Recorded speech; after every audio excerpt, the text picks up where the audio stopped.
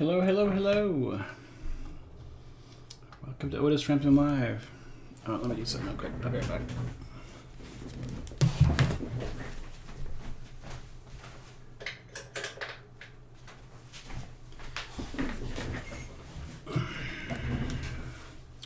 Hopefully that helps with the light. Sorry about that. Weird start to the show. All right. So today, well, first let me just get the business out of the way. Issue 2 of PATCHWORK is on sale now. It looks a lot like this. It's in comic shops and on Amazon Kindle, Comixology, all that good stuff. And there's going to be a new digital comics platform coming out soon called Sweets, I believe it is. I think I talked about this the other day. Image is now going to be distributing digital comics to that platform soon, so check it out. All right, enough of that. Just going to wait for people to come in here. I'm watching the chats, so feel free to ask me questions, chat with me, all that good stuff. I'm just going to jump in here. Where was it? There it is. So I'm going to be working on this page today. Still in sort of the penciling stage of it. And let me just do a few things. I'm just going to start working on this. So wait for people to come back in. Banggood84 says, I already picked it up at Most Wanted in Bloomington. Oh, thank you. Yeah, I did a signing there a couple weeks ago. Hopefully I'll be back to do a signing, an appearance soon.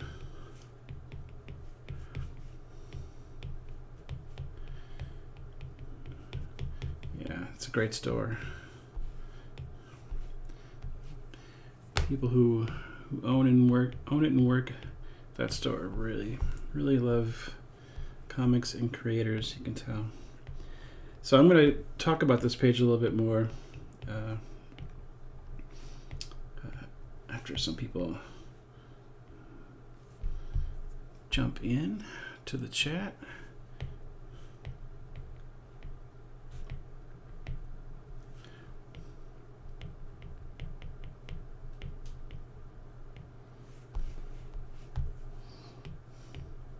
Because actually I have something to talk about that I haven't talked about before with regard to Patchwork Girl, the character specifically. Something that a design influence I didn't even realize was an influence until recently, and I'm kind of glad that I didn't realize until just recently, because now that I'm actually working on the issues where she's gonna be playing a big role, I can lean into it,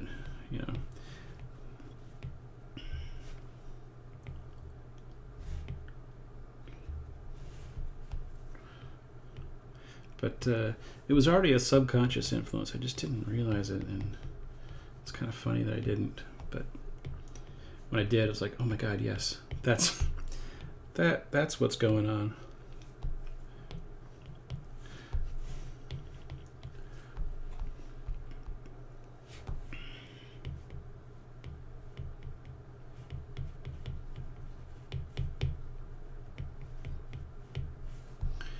Still doing the pencils.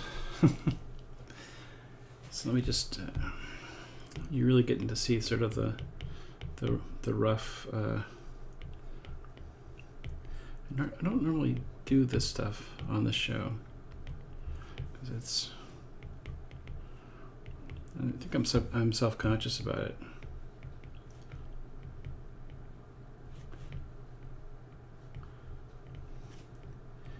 Like if you see me doing this, you realize, oh, I think it's the imposter syndrome kicking in. Like, if you see how I really, work things out, you'd be like, oh, geez, this guy doesn't know what he's doing.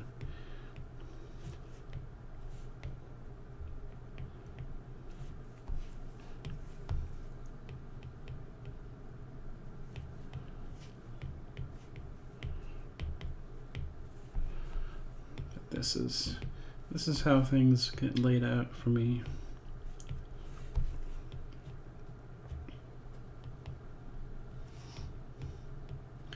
Or who knows, maybe it'll be more like, oh, wow, that's how he does it.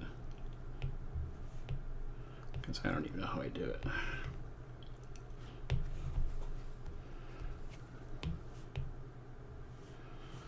Sometimes when I catch my own videos, after the fact, it's like, how's he doing that? It's a weird phenomenon where it's almost like I'm not the one drawing.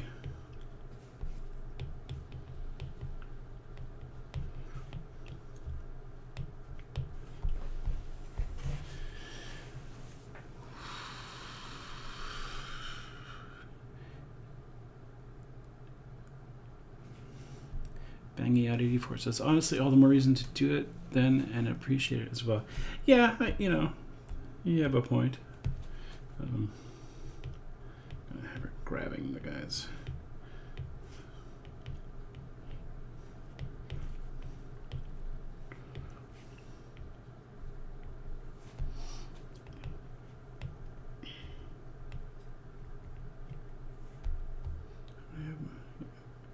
I have them sort of cupping it like that.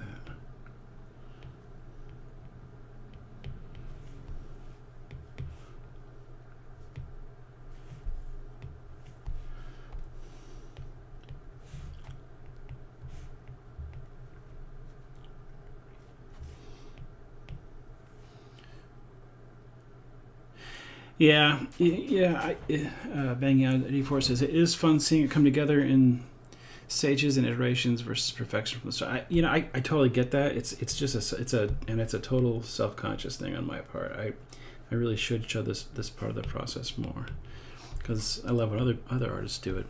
It's totally a self-conscious thing, where it's like, you don't know what you're doing. Don't let people see you don't know what you're doing. But I wasn't always that way when it came to live streams. I did long ago, back between like late 2008 and sometime in 2013 maybe. I did lots of live streams, almost nightly, because I was really making a living fully off of commission work. And so I was doing sort of work, making sure that people who got the commissions from me saw what I was doing. But back then I was a lot more sort of at ease about this kind of thing, which is weird. You think it'd be the opposite. But it's like, it's one of those things where the older you get, I think the less you feel like you know what you're doing. It's a weird phenomenon. I'm sure other people have experienced that. But I think the more confident you get, the more you realize what you don't know, and it becomes a situation where you feel like you're a total fraud.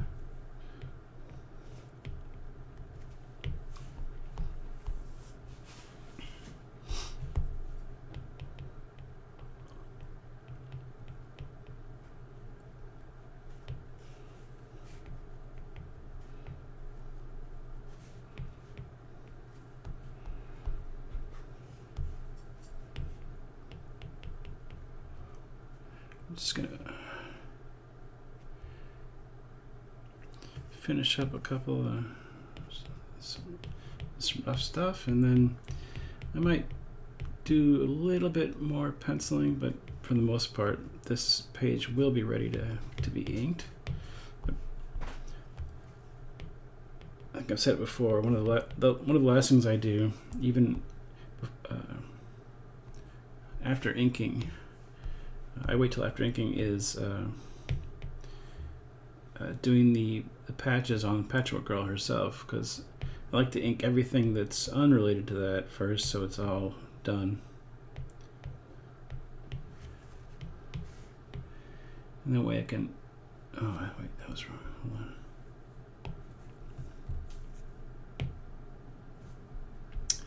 Come on. There we go. I was happy with that, so I'm just going to leave that there. I do the patches last.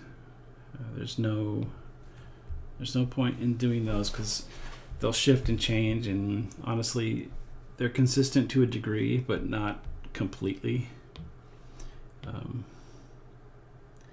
Like I said, I've talked about that before, where even the original artist on the book, John R. Neal, didn't quite have a consistent pattern for everything Patchwork Girl related, and you'll see that in the comics. All right, let's see, where's this chat going? Chat's going.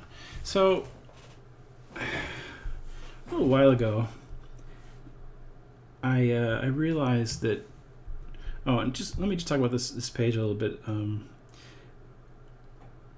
There's gonna be no panels here, and I kind of wanted it to focus on sort of the gesticulations of Patchwork Girl and how she kind of has this,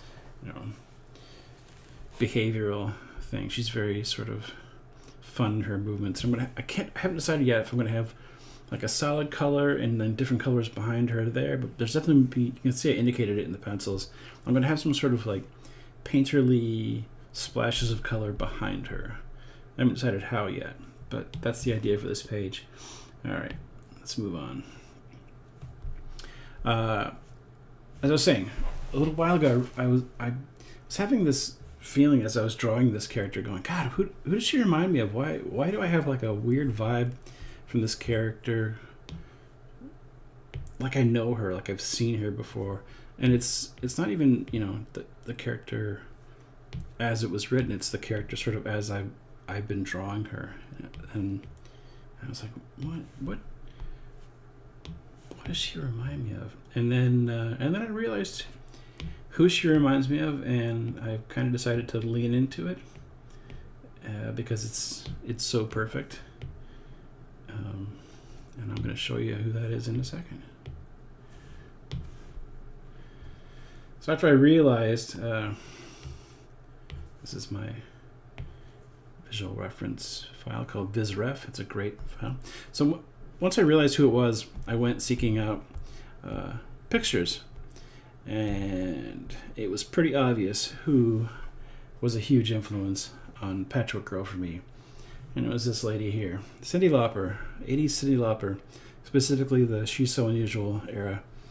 And I decided, well, she clearly influenced, I mean, look, it's so clear after I realized it. It's like, oh my God, yes, the hair, even the way I drew the hair differently than it was in the original, big sort of floopy hair that can be repositioned and made to look like a character in itself.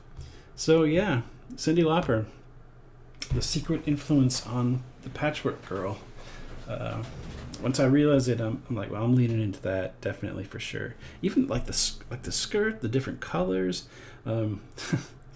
She's so unusual. Girls just want to have fun. True colors. It's like one of these. It's like one of those subliminal things that I didn't even realize how much it was influencing my take on the character. But yeah, she's definitely. I'm definitely going to keep these.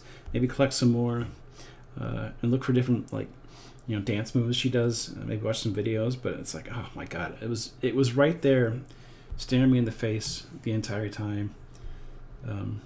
Everything about the way that I've been drawing the character was just like, wow. Yeah, I'm an 80s kid / teen, and definitely had an influence. I think I'm going to jump into inking this. Let's get rid of this.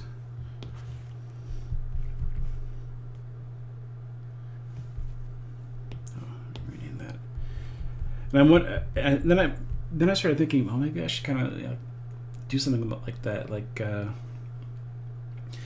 make some prints, prints featuring the character with words like "Patchwork Girls just want to have fun," or true colors, something like that. So kind of lean into the idea,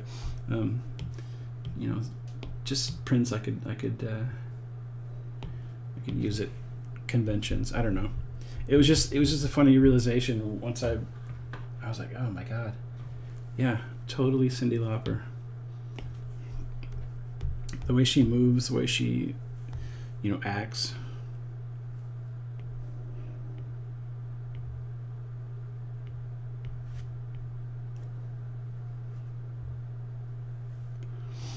I mean, some of the design choices that I made for the character are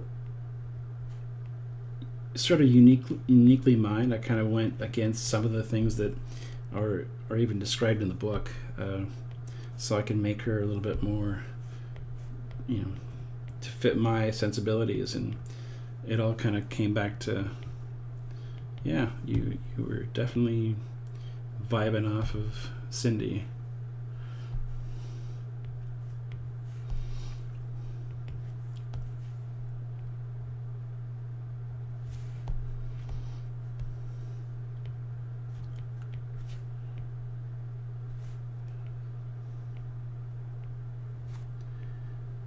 I mean, even like the title of Cyndi Lauper's album, She's So Unusual, it totally fits, because Patchwork Girl, just, she's aware of her her weirdness, and even like proudly proclaims that she's the supreme freak in the book. It's kind of funny. So it was all just sitting there waiting for me to realize it. And I've done that before, consciously sort of used different things as an influence, to have a sort of a North Star to guide me. But I don't think it's ever made me realize like this, exactly what I was doing. Or it's never been subconscious before. I think it's always been a conscious thing.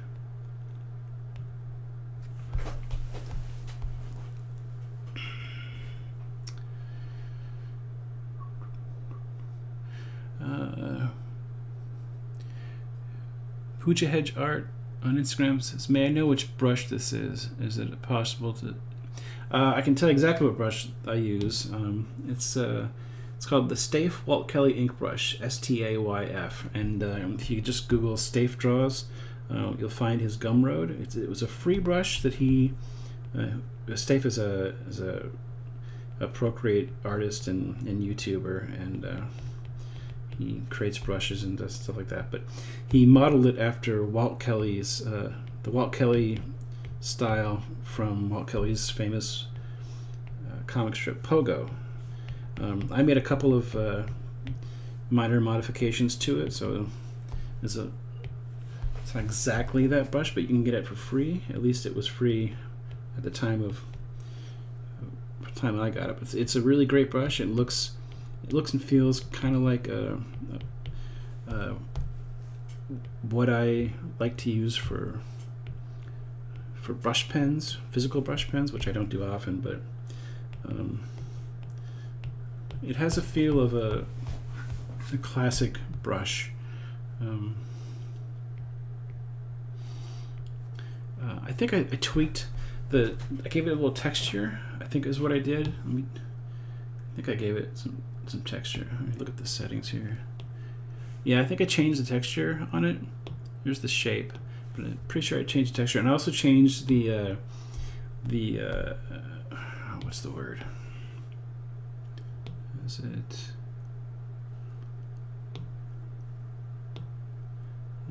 Come on. The tapering. That's what I changed. I gave it a little bit finer taper on the ends than it originally had, I think, so I could get a little bit finer, a little bit of a finer. Oh, what just happened? A little finer taper.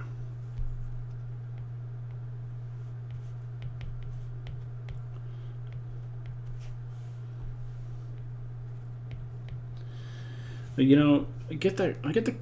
I get the brush question a lot, like a lot of artists, especially when they're doing live streams. And I always sort of have to give my qualifier. It's like, it's not about the brush.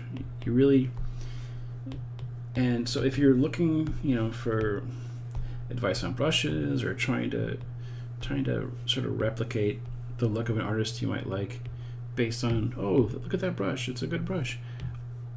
I understand that urge. But I don't think it's the right way to think about things when you're trying to figure out the tools that an artist might use. and I'm not saying this to criticize anybody. I'm guilty of it too. But I think a shift in thinking when you want to know, hey, what's that brush, is you should think more about, hey, what influences guided that artist on their path to getting to where they're using that brush, influenced him or her. You know what I mean? One of the biggest influences, especially on this series, for me, was animation in general, 2D animation, and artists like Jeff Smith, especially in the comic realm, because he had sort of a clean line look, but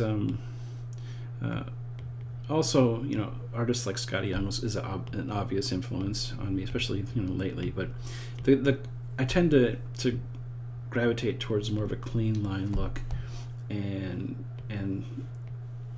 Jeff Smith can be clearly seen in the influence there, and so that's one reason why I use this brush, because it allows me to have a clean line, but it also with a little bit of, it also allows me some variation, and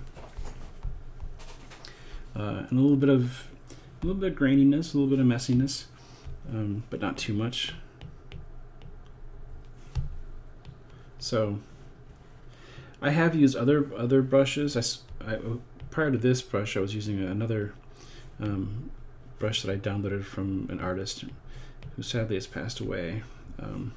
I still use that brush for certain things, but the Staife Walt Kelly brush just sort of hit all of my sweet spots once I used it.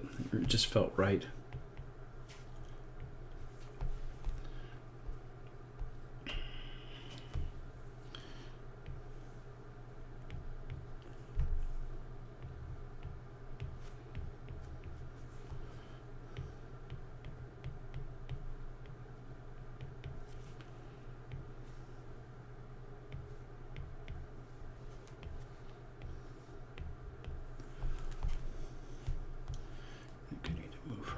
Down a little bit.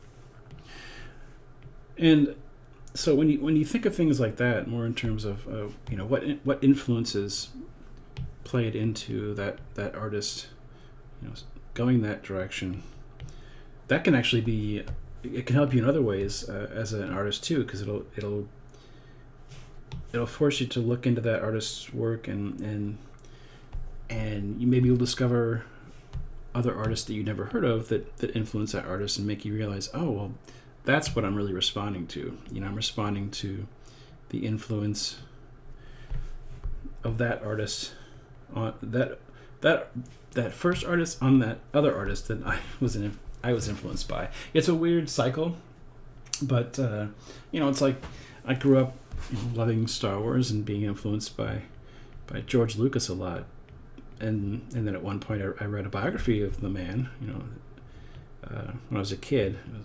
It's an old biography called Skywalking. I'll never forget it. It's one of my favorite books, and I learned about what influenced him, and then you're like, oh well, I'd never heard of Kurosawa. Who was Akira Kurosawa, and why was he so influential? And so then you watch some Kurosawa films, and you're like, oh, obviously this is the influence that I've been responding to, maybe more so than Star Wars. So you can find a lot of new, justifications or reasons for your interest in a certain thing just by discovering, who influenced the guy that is influencing you.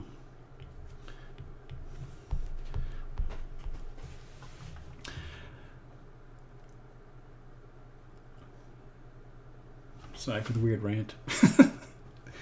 But yeah, influence is not static. It's a dynamic thing, and it's not. And that's one of the benefits of looking into that kind of thing, is you start to realize, well, it's not just this one thing. It's not. I'm not just responding to this thing that might have just come out or that I just discovered. There's more to it.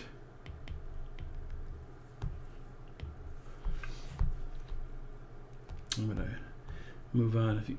So I usually get when I've been inking Patchwork Girl. Man, she's a complex character to draw and do the flatted colors for.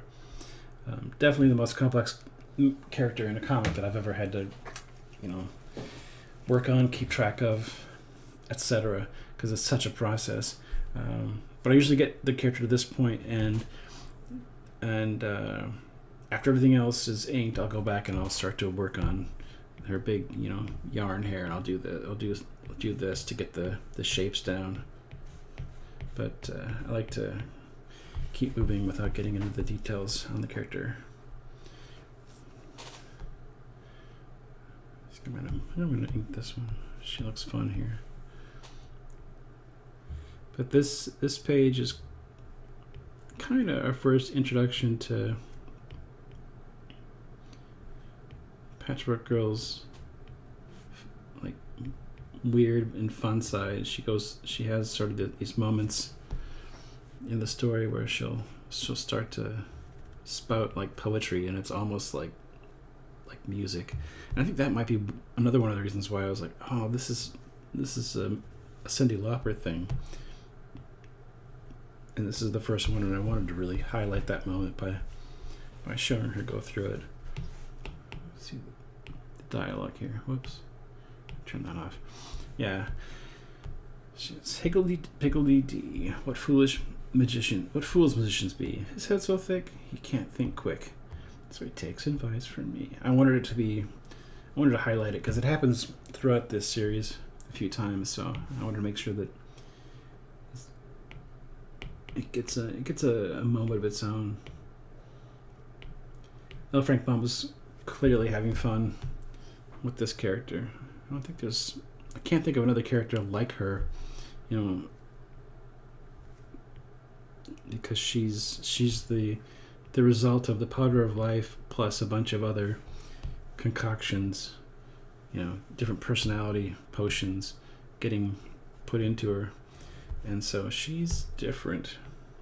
The only character that's sort of like her in terms of the fun animated nature of her movements and stuff is the Scarecrow, which is funny because they sort of have a moment later in the book, and it's almost like a blooming romance because they're both stuffed characters.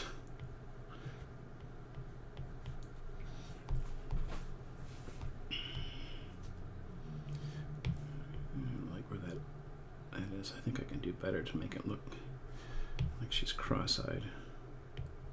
No, that's not right. What was my original pencils?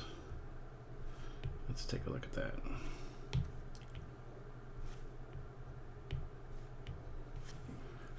That's a little better.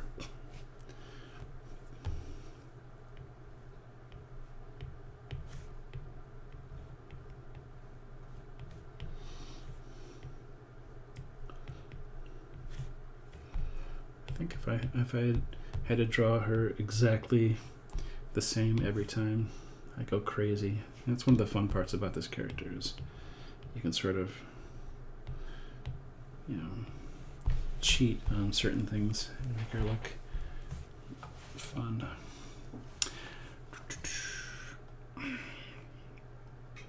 Pooja Hedge on Instagram asks, are these all your original imaginations? No, I'm working on a page from the Patchwork Wheel of Oz. It's my current comic series published by Image Comics, and it's an adaptation of the 7th Oz novel by L. Frank Baum. So I'm adapting the comic, or I'm adapting the novel, which was published in 1913, to comic form. And I'm adapting it in the same vein as like a movie adaptation almost. It's not a one-to-one adaptation. It's I'd say 90% right from the book, maybe higher than that percentage. But there's some things I've changed. I've restructured the first like 4 or 5 chapters a bit, like to make certain things happen and to make it a little bit more accommodating to the comic book format. It's when you're producing a comic book, you got to be aware of page turns and where issues end. So I've altered a few things, and hopefully fans of I'm a fan of the book. Obviously, I'm a huge Oz fan. I wouldn't be doing this if I wasn't. But hopefully, Oz fans will understand some of the changes that I've made. One change I made that you can see right away, I think, if you know the book, I introduced the character of the Glass Cat much sooner than she had been in the book. I did that for a number of reasons. I wanted to get her. I wanted to see an example of the powder of life and what it can do. I thought that the issue 2 would have been pretty stale without her. And so I introduced her into the story a little earlier. And I think it works. I think it works really well. I gave her a couple of lines that other characters said that feel proper in her, coming out of her mouth. I really looked into, like, I've never done an adaptation before this. I've only done my own stuff or freelance work. So I kind of went to school on adaptations before I started this, and I studied. I listened to the audio commentaries from movies like Shawshank Redemption, and watched documentaries on things like that. Amadeus, Forrest Gump. Movies that weren't original, that were based on things, but kind of matched my sensibilities. Especially Shawshank and Green Mile, the 2 Frank Darabont Stephen King adaptations. And one thing I sort of learned by doing that was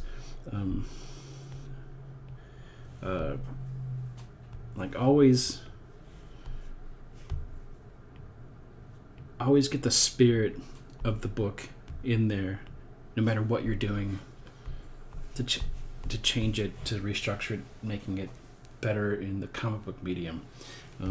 Some of the choices that Frank Darabont made in his adaptation of Shawshank in particular, what am I doing? Are just amazing. He made that movie fantastic, and he didn't do it just to change things. He did it to make the movie version feel like the book. And I kind of made a rule for myself that if you make a change, you should be prepared to defend it and justify it, and I think I've done that.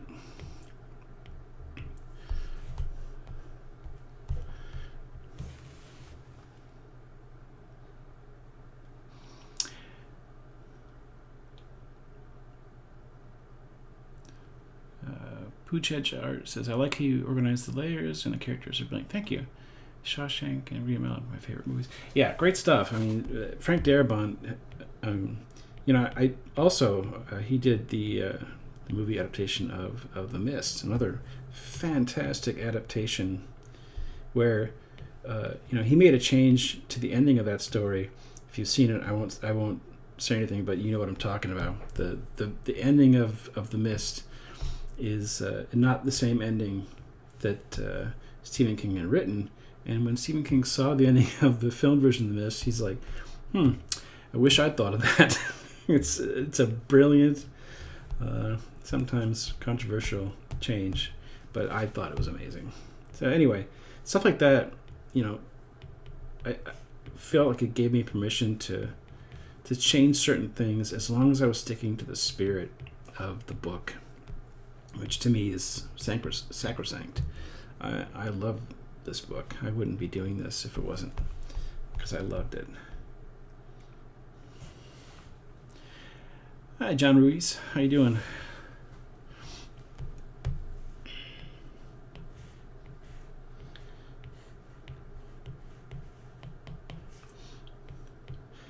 And, like, I was almost going to drop one of the characters from the beginning of the book because I felt like it wasn't quite working for the comic book medium. But ultimately, I was like, I can't not have it in there. So, even I'm not immune to sort of the, you got to stick to the book for that, pal, feeling.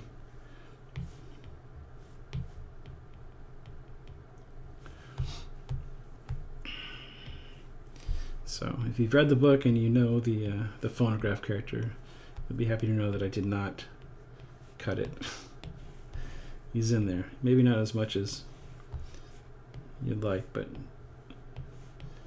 the phonograph lives.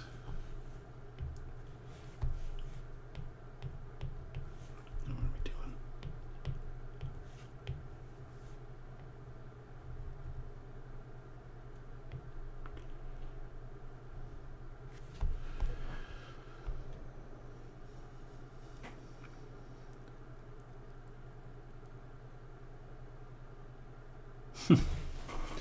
Enjoy your leisure time in France. It is 2:30 in the afternoon here in the United States Central Time. I kind of want her heel to be off the floor a little bit there.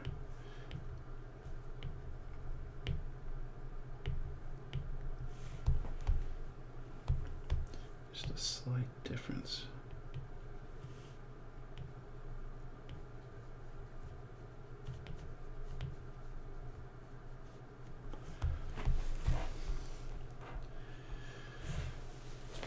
Yeah,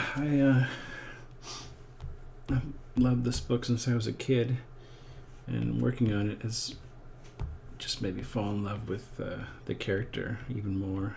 You sort of become... I found that when you're working on adaptation, I would assume that comic creators who do corporate work like Spider-Man or Batman, they feel like a sense of they feel a responsibility to the character, and that's kind of how I feel. It's like the Patchwork Girl. I may have made some changes to the way that she looked in the original illustrations, or even was described in the book, but I've done it in service of the character and the book, in my opinion. Like little things like she's supposed to have... I changed certain colors for certain things because I wanted when you see it over and over and over, and you have to draw it over and over and over and color it over and over and over, there's certain realities that you got to consider, especially like in print. I couldn't go too crazy with the patches in the way that the original author did. I have this book at my site all the time, but he really went crazy, and added lots of different, patterns within the patches. I can't do that because I got to draw this character over and over and over at different angles, different sizes, and sometimes, if you do something like that in a comic, it ends up looking kind of muddy. So I went with basic shapes and colors, very specific set of colors for the character. And like I said, she's got button eyes in the book, and that's fine for a book where the imagination is filling in things, but for a character in a comic where you want that character to connect, especially when you're reading comics. I have this theory that when you're reading comics, you're looking at the dialogue and you're glancing at the artwork, and you're mostly looking at the characters' faces, or especially eyes. This is how this is how humans work. We look at the eyes, and I thought, I can't have her have button eyes through the entire thing. It's not going to work. So I can show you this. What I did. This hasn't come out yet, but I can show you. You're getting a special preview here. When she's transformed, when she's brought to life, I made a point of changing her eyes from the buttons to more realistic eyes, so to speak, because I needed her to be able to express. I needed the audience to connect with her almost like she's human. And I couldn't have done that if I'd kept the button thing. So I gave her the button eyes as described originally, but then I changed it a little bit because I think that works better in the long run. So that's an example of I made a change and I can justify it, and I understand if you have a problem with that as a fan of the original book, but I'm the one who has to draw this character 1,000 times, maybe more. Maybe I should count up how many times I have to draw this character as I work.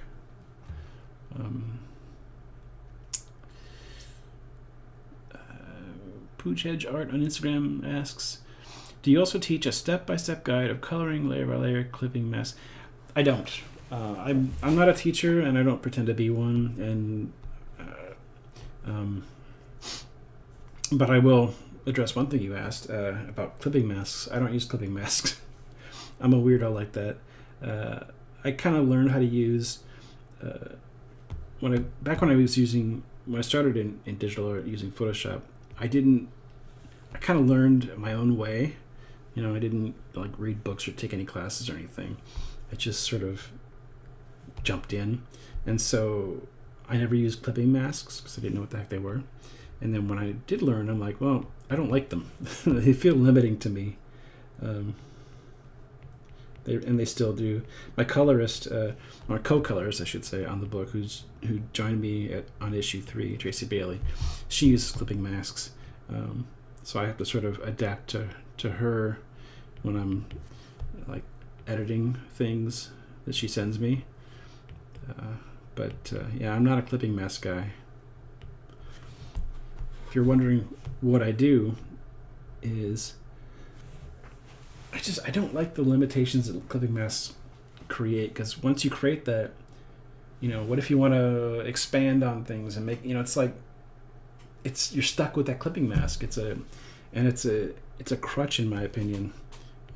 I tend to work a little bit more organically, and wanting to I edit things as I go a lot.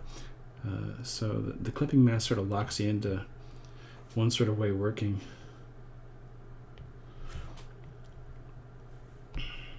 So what I do, I don't know if I can tell you, when I'm say I was starting on the color flats for this character, I'll just throw a color on there. Say I was doing this, I was working on the flats. I'll get the flats in there on some layer, and then I'll create a layer above it for shading. Let's go do this real quick, as you asked. And I'll just select the flats layer here, and then start shading on the layer above it with that selection. Oops, let's switch it to the right. Nope, that's not right. There we go. I'll start, coloring in, and this way. And if I want to, I can go in and I can still save selections. I can go in and save selections with Procreate. But this way, I'm not locked in to a certain structure with the clipping mask determining everything else going on, related to the original layer, if that makes sense. So I don't like clipping masks. Long story short. There, you got me to teach something, but I'm teaching you the quote-unquote wrong way to do it, so don't listen to me. Or do it if you want to be wrong. I'm one of the things I like about Procreate as opposed to Photoshop, which I did use for over a decade, is that it doesn't have all those tricks and functions. I mean, Procreate does have clipping masks. I shouldn't say that, but it's more a drawing and painting program, and it doesn't doesn't get sort of wrapped up in all the different tools and functions and specialty things that you can do in Photoshop. I like the simplicity of it. Obviously, like I said, there's clipping mask, alpha lock. There's different things you can do on the layers, but not having those has kind of freed me up a little bit, because I have to think through things a little bit more sometimes. Like, I've seen people complain that there's no gradient tool in Procreate, and it's like, well, paint them. Why do you need a tool for that? You don't you don't need a gradient tool. You can just paint it. So my hand, I gotta look at my own hand for a reference here.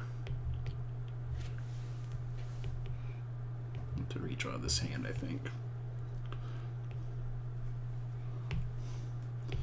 Yeah, so sometimes when I see people, like the Procreate team does this Q&A on Instagram every week, and it feels like there's always somebody asking for a tool on there that if they just drew it if they just painted it or drew it themselves, and then got into out of that, they wouldn't rely on the tool. Yeah, I definitely need to redraw this. I feel the same way. I'm sorry to go on a rant here. But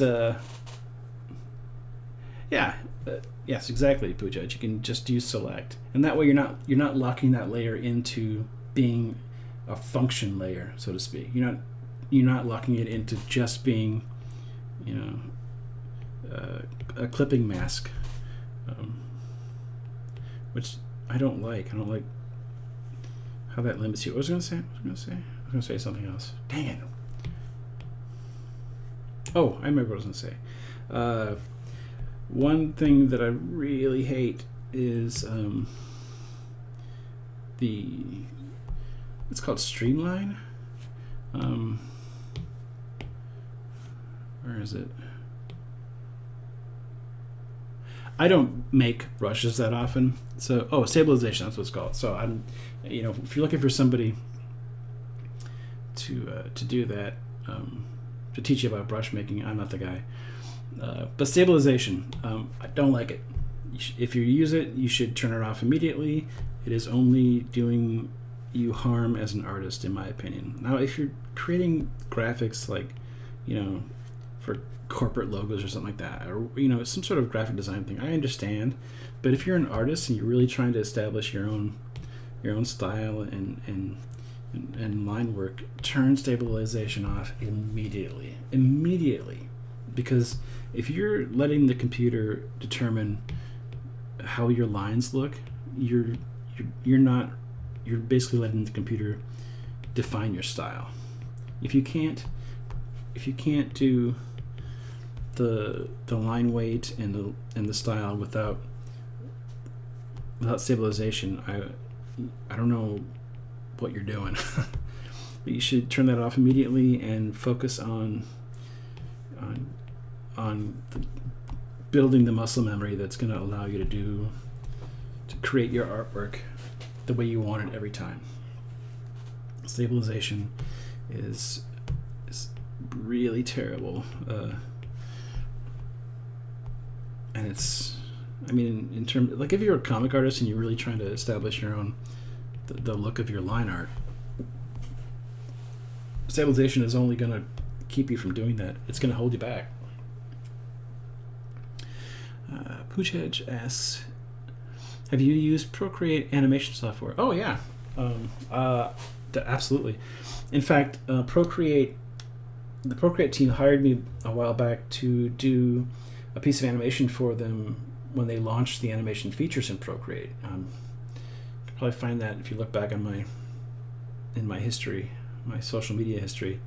It was, I forget how long it was. It wasn't that long, but it was a lot of fun working with them. The Procreate team is so amazing.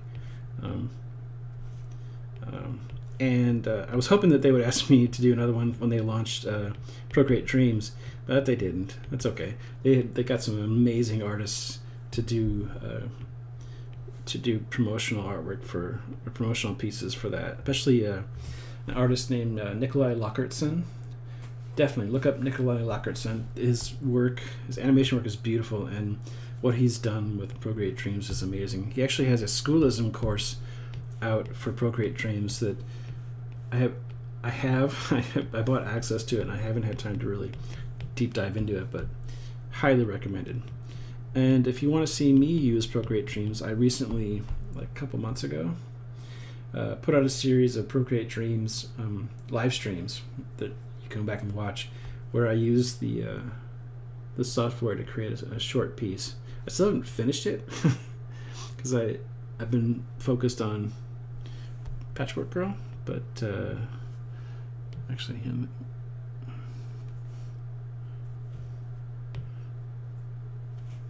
is this? It looks like this.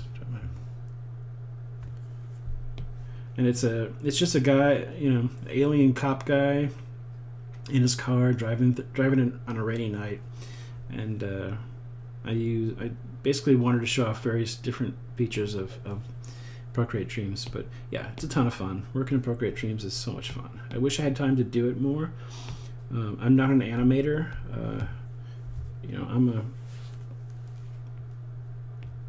I'm a comic guy, so it's purely for recreation that I've done animation stuff. But when Procreate originally added the animation functions to their main software, Procreate, I was doing some fun little brief pieces of animation, and they saw that during the beta phase, I should say, and they saw that and asked me to, or commissioned me to do a piece for the actual launch. So that was a real honor, because I love the software. I've talked about this often, but when it first came out in 2011, and I got to use it, before the iPad Pro, before the Apple Pencil Pro, there were no really good styluses to work with. Once I tried Procreate for the first time, I knew that eventually it would be the program that I would use professionally. Sorry, just had a feeling, and then I've taste tested almost every other iPad art program. I've always come back to Procreate. It's my home. Nothing else has made me feel, as good opening it up and starting to work. So I'm a huge Procreate booster. And what they've done since then with Procreate Dreams and other stuff has only endeared me to the company and their ethos. The fact that they're not doing a desktop version of the app, I think is wonderful.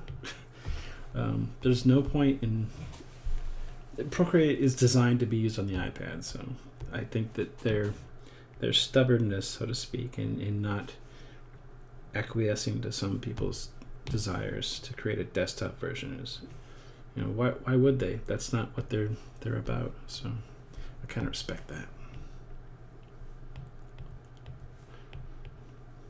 I'll watch tomorrow. They'll make an announcement. We're doing a desktop app. I don't know why anybody would use it. Maybe if you don't have an iPad, I guess. But one of my main reasons for using it and loving it is because I get to do this wherever I want now. I'm not stuck to a, when I do these live streams, that's the only time I'm ever sort of trapped at my desk.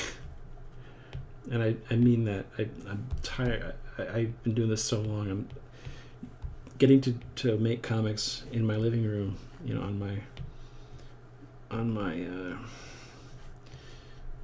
my comfy couch is just a dream. I'm so tired of being stuck at a desk. Pooch Hedge asks, in relation to Procreate Dreams, is it good? I'm planning to buy it, but I don't know if it's worth it. There are so many AI tools to animate what we want. Ooh. I mean, go one way or the other.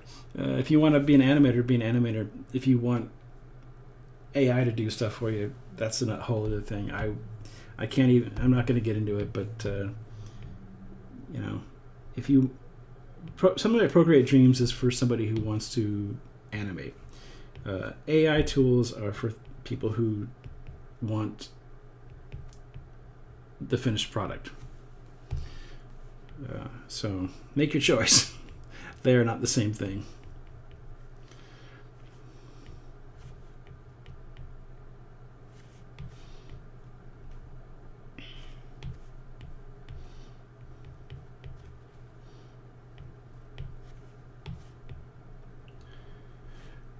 It's weird that you should bring that up because I'm one of my next newsletter is probably going to deal with AI, and because I feel like it's gotten to a point where I need to sort of say something,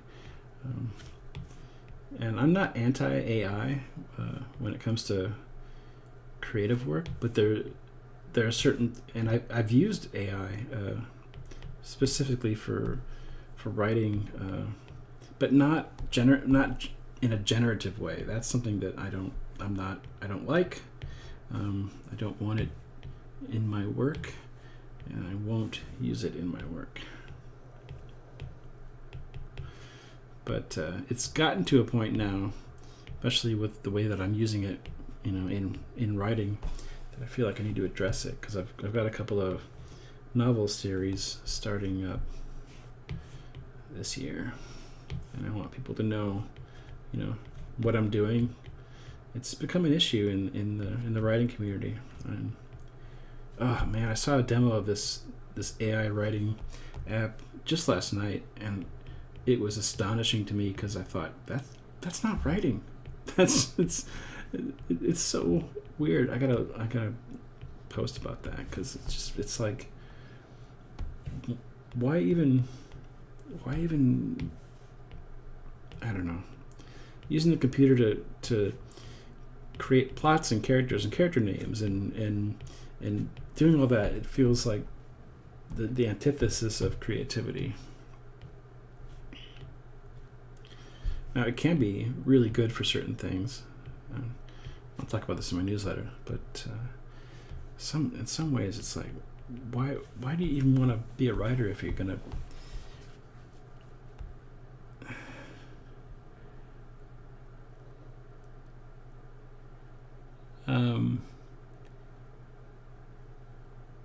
Bang Out 84 says it's prompting. You're gonna have to elaborate on that. I don't know what you were referring to specifically.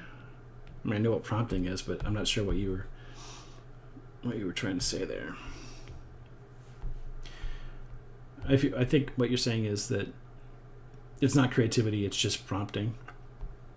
I get that. It's a legitimate criticism to some aspects of AI, especially but even then it's like, write me a story about blah blah blah blah blah, or write me a chat. That to me, I don't understand why you're even wanting to be an artist at that point.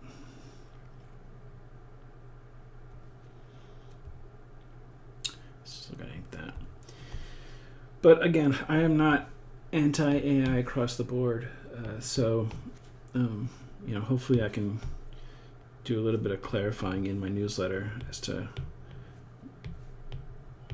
what I use it for and how I'm going to use it moving forward, because I am going to use it, and I have been using it. I've actually been, one of the things that makes me want to talk about it now is that I've been waiting for it to get to a certain point, but I don't like how that's sort of just touching the edge there. Yeah, I've been waiting for it to get to a certain point where I felt like it's actually really useful for the way that I want to work and use it. This is the writing side of things, not the art side of things.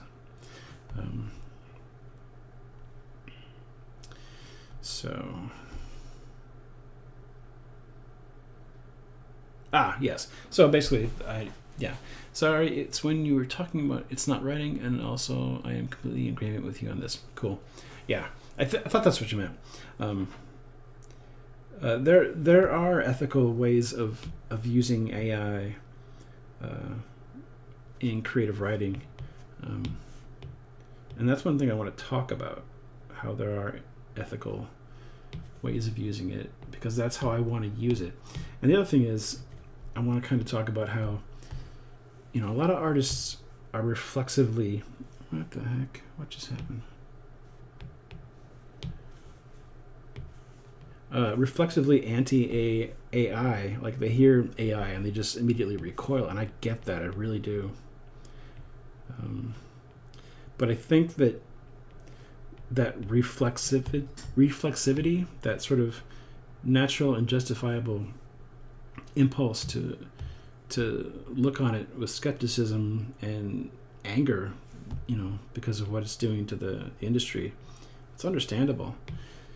But if that forces you, I'm gonna move her eyes. This is not right. To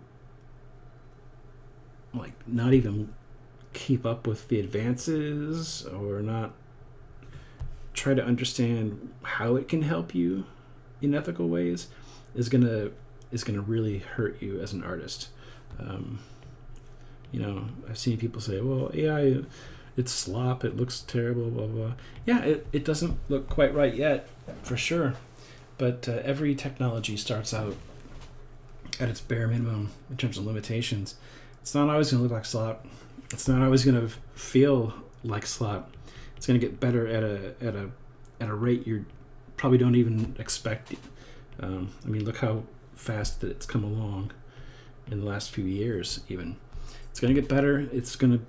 And you might want to think about keeping up with it so that you're aware of its potential.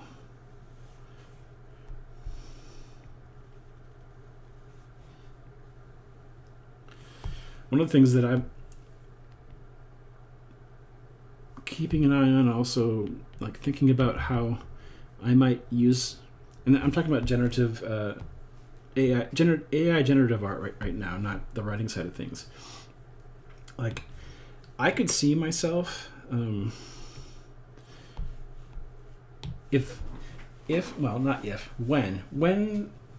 generative AI gets good enough that I can train it specifically on my library of artwork, by inputting just my art.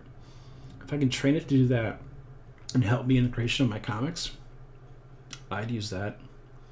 A tool that will allow me to save time with certain things, and almost treat comic making like it's like you're working on an animated movie, where you can reuse things, or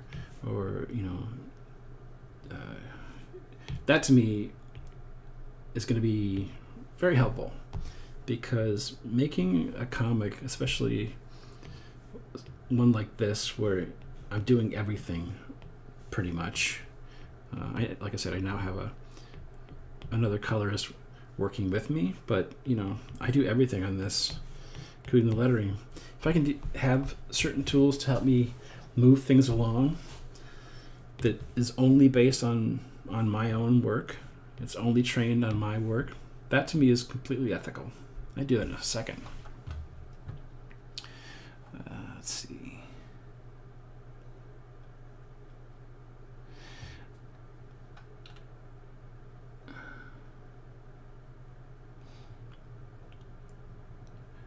Poochhead says, but AI can be useful for people who can't draw but want to implement their ideas. That's correct. But claiming that the resulting images are somehow equivalent to actual artists, that's not right. They're not. It's not the same. It will never be the same. And there are AI advocates out there who say that, that it is the same, or that it somehow democratizes art. That's not what art. Art isn't something that needs to be democratized. It's a skill. It's a skill that people develop.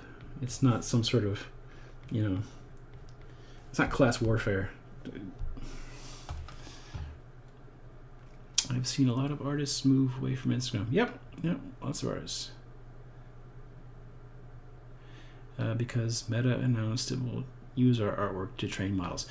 A lot of artists have moved away and joined up with other social media platforms, and those platforms will also be used to train models, because that's how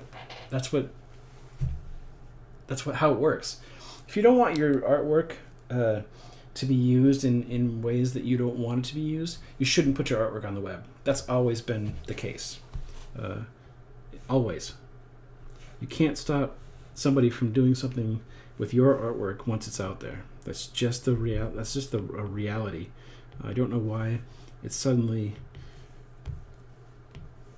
being claimed that started with AI. It's always been the case. You take a risk. You take a risk putting your work out there. You always take a risk. It's always a risk. So if you're risk averse, you shouldn't put your artwork online ever. That's my opinion. Because no matter where you put your work, it has the potential to be trained by AI of any kind, because they can just scrape the internet. You think that Blue Sky, using Blue Sky, somehow keeps an artist safe from having their work scraped? Nope. That's a pipe dream. I do this and I go in and sort of figure out where the fingers are and help to like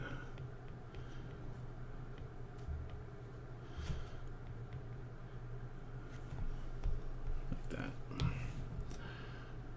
But AI is a touchy subject, and I've been waiting to really sort of jump in and talk about it until recently. But like I said, I'm writing a newsletter about it, my next newsletter. I'm not sure when it'll come out. I've been really busy with the comic. But what's interesting is I'm even using AI to help me write the newsletter. I have been actually for a few newsletters now. I'm not using it to write it. I'm using AI to help me write it. And by that, I don't mean I'm letting AI write the newsletter for me. What I'll do, and I guess this is just a preview of what I'll be talking about, because what I'll do is I will take my iPhone, open up the voice notes app,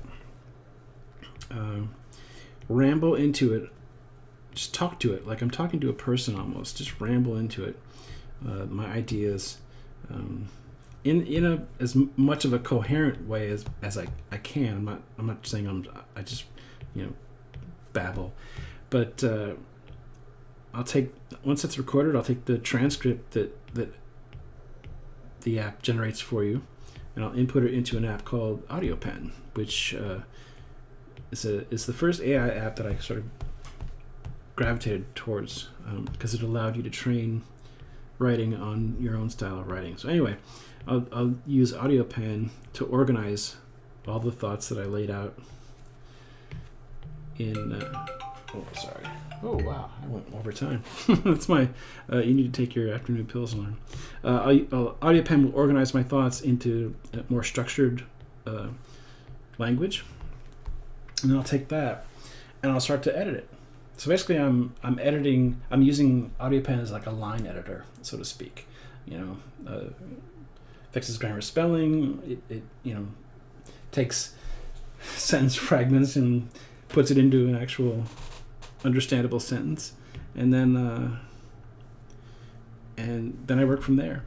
So I've been using AI more and more, and I've recently started playing around with ChatGPT and Grok, especially when Grok 3 came out. That was sort of a big deal for me because I was able to compare the two in terms of how it can help me with writing, and they both become sort of really good brainstorming tools.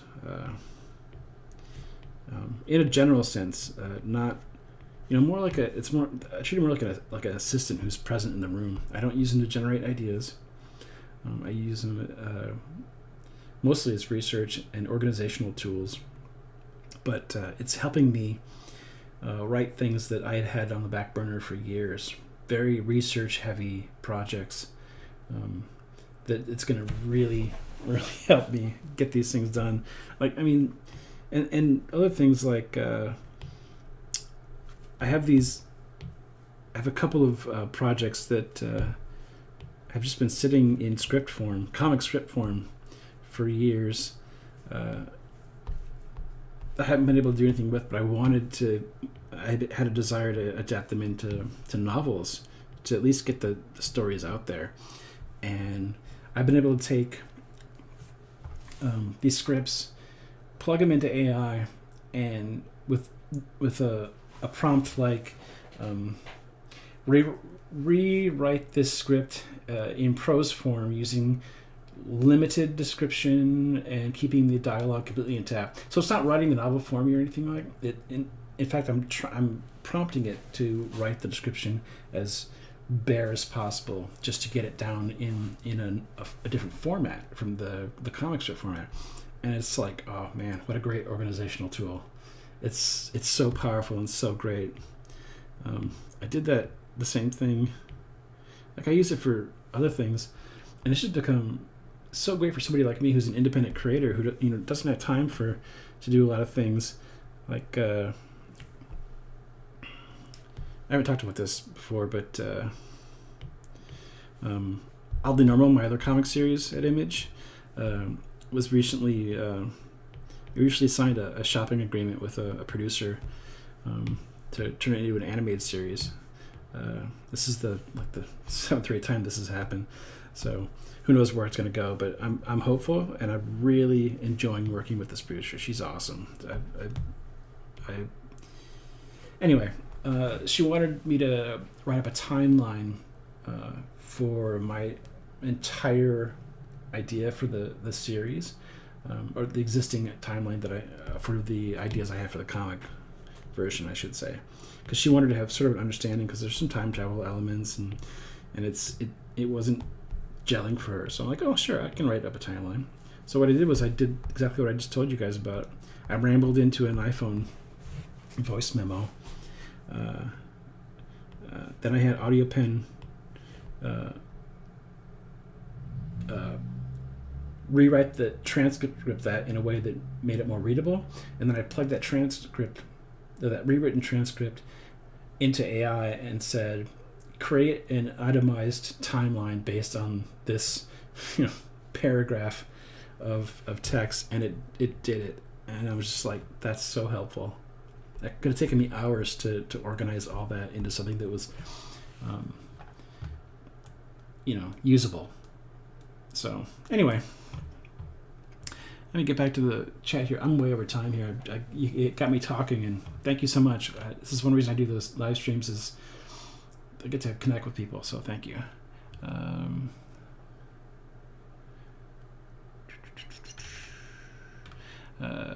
Pooch Hedge asks, where can I see your newsletter? Thank you for asking. It's a Substack newsletter.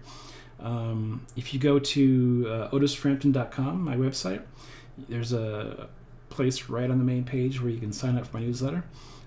Totally free to sign up for. I keep you updated on things, show behind the scenes stuff. It's called Escape with Otis Frampton. I named it Escape because escapism is really important to me. I think that the world needs escapism, and that's my mission as a storyteller, is to just create good escapism. So anyway, it's called Escape with Otis Frampton. It's on Substack. You can go to otisframpton.com, sign up for free. Thank you so much. So yeah, I think I'm done for today for here. I'm going to do one more reminder to everybody that issue 2 of Patchwork Girl of Oz is out right now from Image Comics, wherever Image Comics are sold. And you can also get it digitally on Kindle/Comixology. Thank you so much for watching. Have a great weekend. I'll be back on Monday with more Patchwork Girl stuff. Take care.